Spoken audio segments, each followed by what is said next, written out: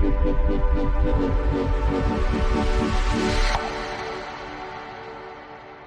I want to address a question that we're hearing a lot out there, and that is, after this election, what's going to happen to my money? Well, it seems that no matter what political persuasion that you are, that if the wrong side wins, the market's going to crash. Meaning that if you're a Democrat and the Republicans win, you think the market's going to crash. Or if you're a Republican and the Democrats win, you think the market's going to crash. Bottom line is, we don't know. But I'll say this, that we don't know who's going to win the election. We don't know what the market's going to do after the election. And anybody that tells you that they do know is either ignorant or lying. Now, I know that's strong to say, but I'm going to say it again.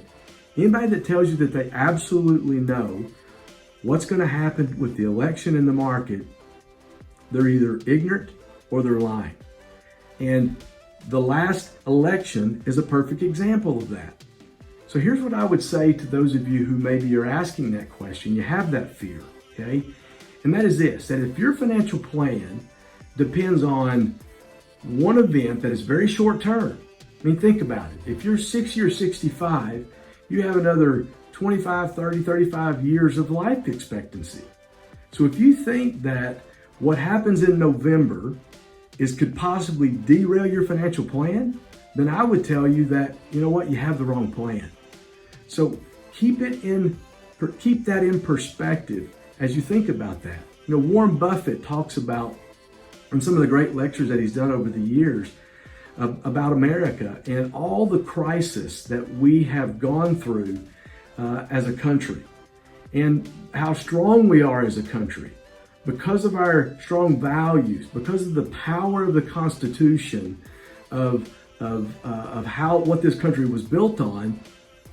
We have made it through every crisis. And so remember that for every generation, there's always a crisis. And it's always a crisis that we've never seen before. So keep that into perspective. I would say, make sure that you're not taking too much risk.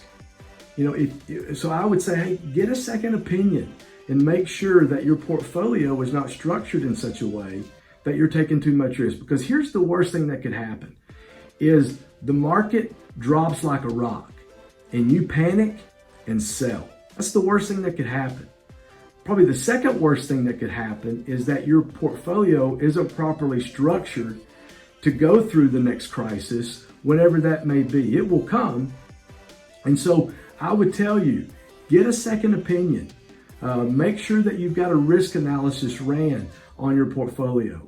If you don't know how to do that, call our office, 615-661-9554.